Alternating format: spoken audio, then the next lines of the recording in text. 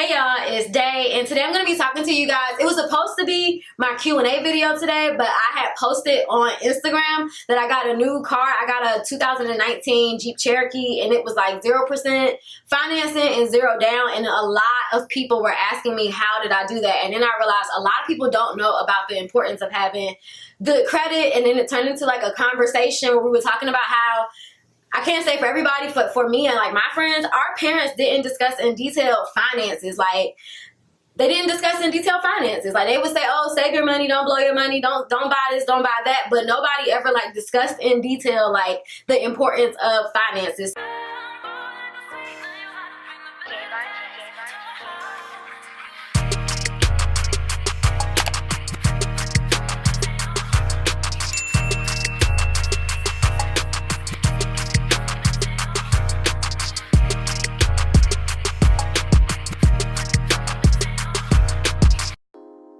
So basically, I'm going to give a little background on my financial situation. I have my phone in my hand because I have notes on it so that I can remember to mention everything that I thought about in advance and like topics that came up in conversation. So background on me. When I was like 16, 17 years old, I moved out of my mom's house and my grandma helped me, but I was like pretty much on my own because I don't like to ask for anything. So I had a job and eventually I went to college. I went to college when I was 17.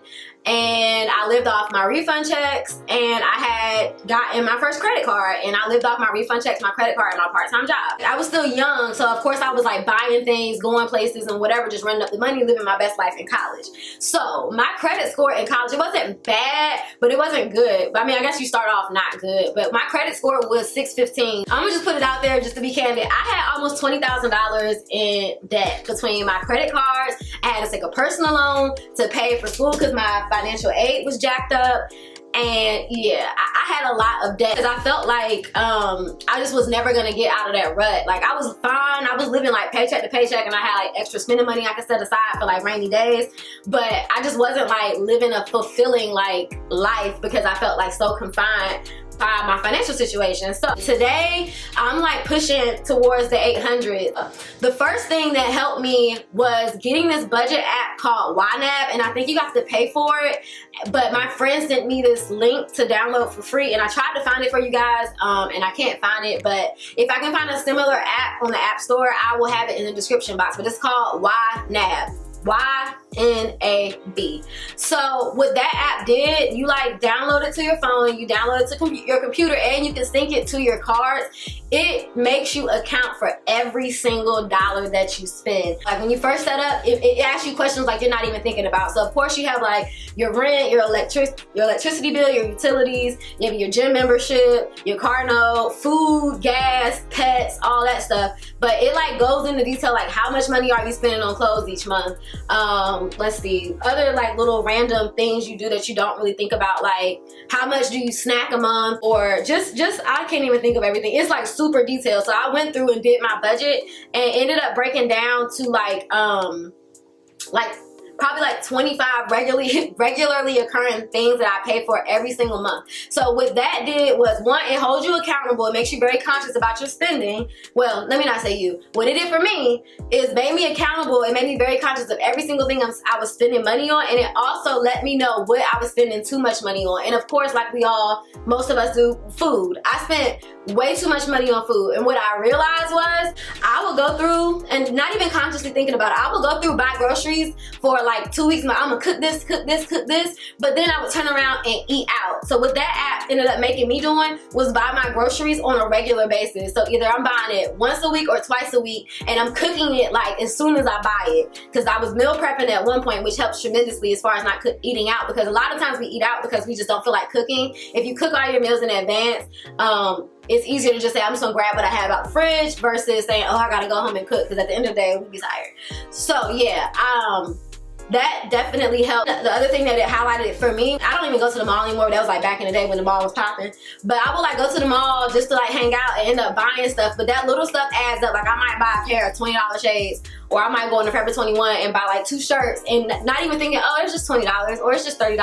But at the end of the month, that turned into like $200, $300 that I was just spending. So yeah, first thing is account for all of your money. And I suggest using a budget app to go through and like visually see. It's different when you see it on paper. The YNAB app actually gives you a report, so it'll tell you a percentage, like this is how much you said you were gonna spend and this is how much you really spent on money. You need to do better type thing. So definitely recommend a budget app. So the next thing that really helped me, and I don't know where I got this from, I just did it one day. I went through and I separated my bank accounts into different accounts. So now I have 5 accounts. I have 5 accounts. So I have one account that's just for my bills, and I would go through and fill that account up first whenever I got paid. That is the first thing I do, because at the end of the day, I knew and I know now, if I pay all my bills and I just need like gas money and food, people are more likely to give me money for gas and food if I ever fell on hard times again,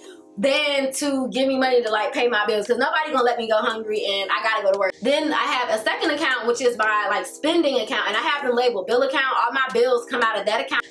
The second thing I was doing was my checking account, and that's like my food money to go like buy my pets, like different little things.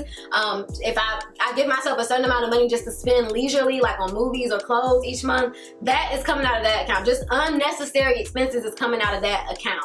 Then I have a third account, which is like my main savings account, and I put all my money that I'm saving into that account. And then I just actually learned about, and this is why it's like important to have these conversations. One of my friends told me this.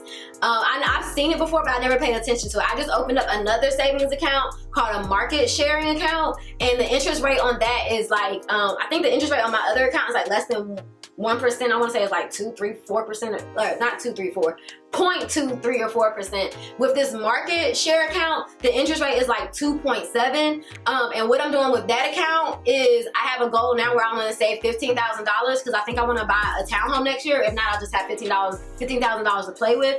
But my goal is to put at least $1,000 in that account every single month. And if I do that, I think the interest that I would accrue every single month, like an extra, y'all do the math, I can't do math, but that's the extra few $100s I'll have next year just accrued and given to me in interest. So definitely recommend getting different accounts just so that you can separate your money, and it'll just help you be more organized, and you won't run into a situation where it's like, dang, oh, I accidentally spent my bill money because I wasn't thinking type of thing. So definitely recommend the different accounts. Oh, and my 5th account is my PayPal account. I just kind of spend that money.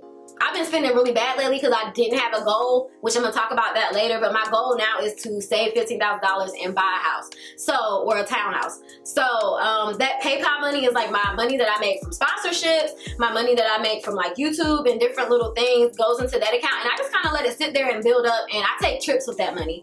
So the next thing I was gonna say that really helped me big time is one, asking for help, like not like handouts, but like asking for information from actual people who is like their job. So my bank, I bank with the credit union. I was gonna mention that too. Try to find a bank that doesn't have a bunch of charges, so when you have all those different accounts, you're not getting hit over the head. Like Bank of America will charge you, and Wells Fargo will charge you like a $10 fee for not using the account. Like they punish you for saving. I have a credit union account and PayPal, and that's all I deal with, because the credit union is for the people, by the people, and they're not like a big, like Bank of America, Wells Fargo, where they're literally trying to just profit off of people. So I would definitely recommend trying to find somebody who can get you on with some kind of credit union.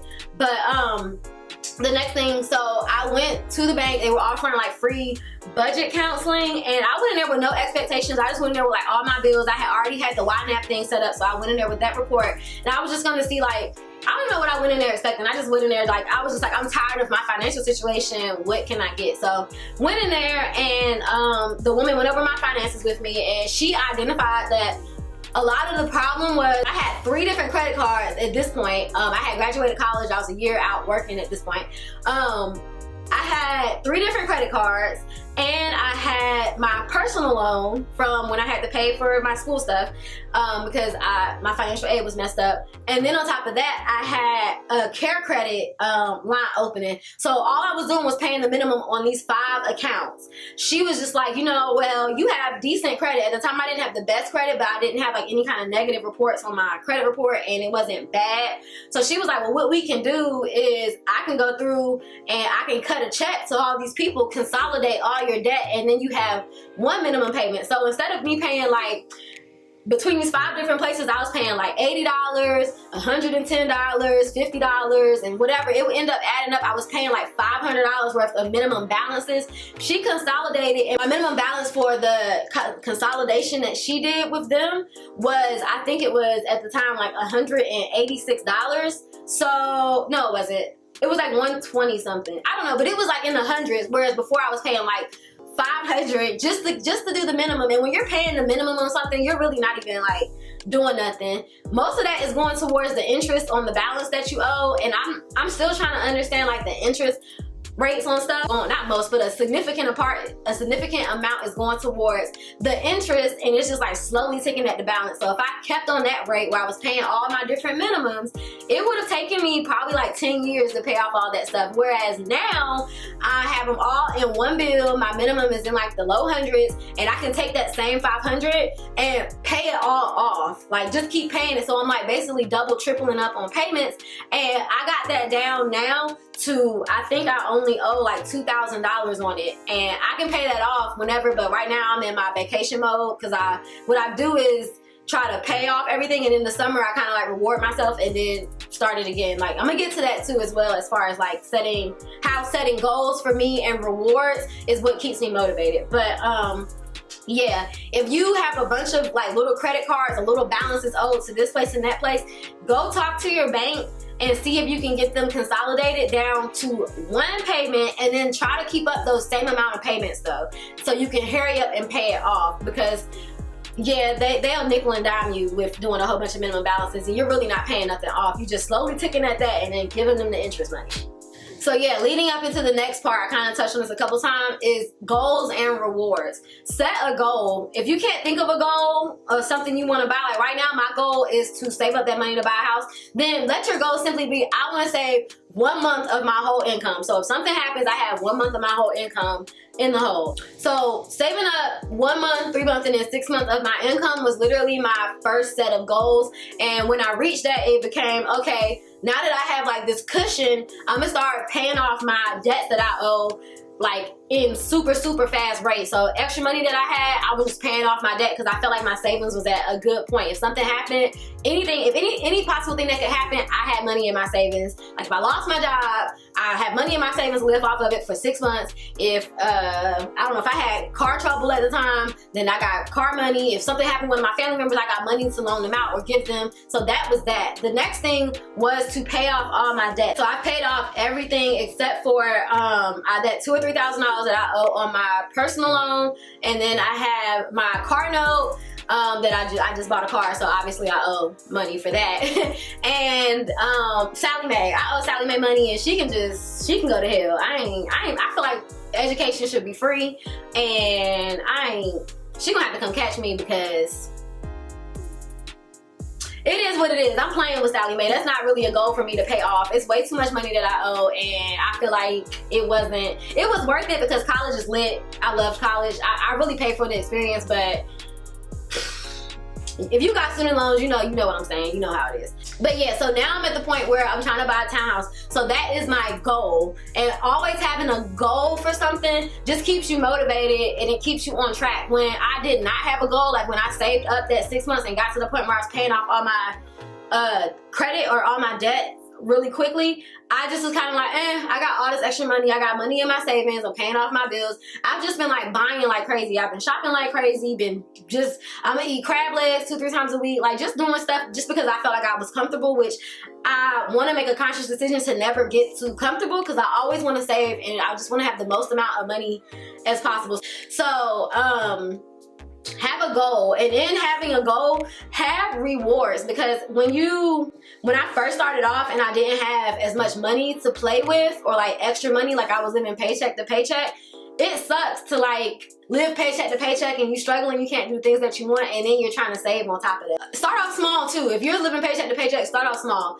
Your first goal could be, I want to save $500. When I get to $500, I'm going to treat myself to this. And it could be something as small as, I'm going to treat myself to crab legs, or I'm going to buy myself this pair of shoes that I've been wanting. You want to save, but you also want to live a fulfilling life. You just want to make sure that you're saving and you're living at the same time, because it's going to suck when you get to like 40, 50 years. Well, I don't know. But to me, I feel like it would suck if I got to 40, 50 years old or in my 30s and I done had kids and I done settled down, and I'm like, damn, I got all this money saved up, but what did I do? Like, how did I live? I want to do these things now while I'm young. So definitely save your money and set rewards that are appropriate to your budget. Don't sit there and save $1,000 and then say, I'm gonna go to Miami, which is gonna cost you $1,000 to go to Miami. So make sure you're setting your goals and your rewards proportionate to your lifestyle.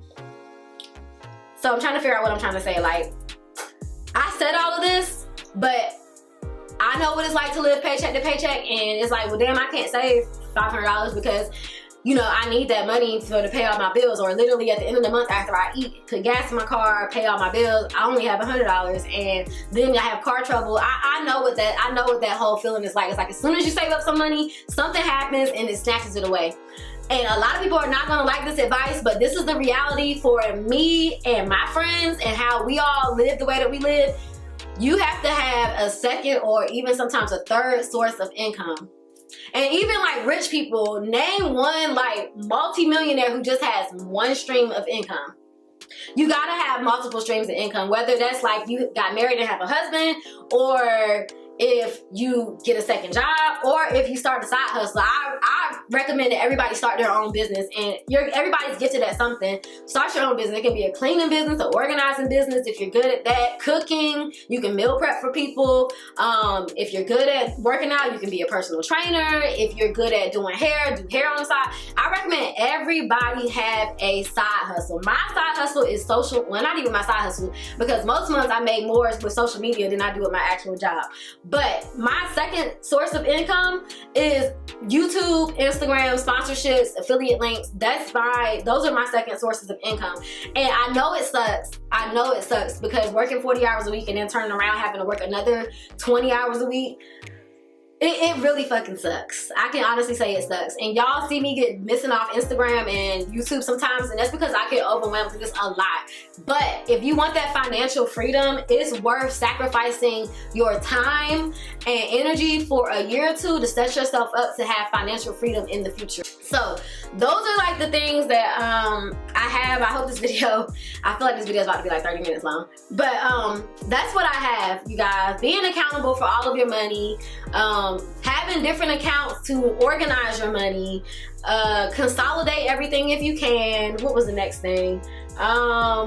Setting goals, it's like savings goals, but also having rewards and getting another source of income. And I know nobody wants to hear it. It's not fair. It sucks. I feel like everybody back in the day used to have one job and they was living the American dream, but that's not the reality that we live in now. And you can either sacrifice and adapt, or you can keep living paycheck to paycheck. It's your choice. Do what you want to do. But for me personally, sacrificing and being able to adapt is the better option, because even though I'm tired all the time and I'm irritable and I just don't want to do anything because I work and then I come home and do like social media and videos and edit and respond to emails and whatnot, it's so worth it to have like these months in the summer where I'm able to like travel and do different things. Like I'm going to Cuba, I'm going to Mexico, I'm trying to go to Essence, I'm trying to go to Curl Fest. The reward in the long run is so much better. And I can honestly look back and say, yeah, I was tired all these months, but at least I lived. I had a good run, I had a good life, and I had financial freedom. The financial freedom is way more rewarding than being lazy and being stuck paycheck to paycheck. So yeah, we're not even gonna say lazy. It's just better to sacrifice now and reap the benefits later. That's what I'm gonna say. I'm not gonna say anybody's lazy, because I don't wanna call us lazy, because I hate when people call our generation lazy and spoiled. I feel like our generation and generation below us is gonna break this generational wealth gap, because so many of my friends are successful, buy houses and have all this stuff, and we didn't see that growing up. But look at us now. We broke the wealth gap in our family. So even if all the tips that I have don't work for you, I hope it inspired you to at least go do some research, maybe go to the bank, or maybe go find somebody who's good at budgeting and finances, get a book or something to get your financial situation and have financial freedom. So yeah, I am gonna still do my Q&A. So if you made it to the end of this video, go ahead to the comments and drop some more questions for my Q&A. It's gonna be based on lifestyle, not hair. Go ahead, head to the comments. If you have any questions about financing, I'll try to answer them. But yeah, thank you guys for watching. Don't forget to like, comment, and subscribe before you leave. Bye.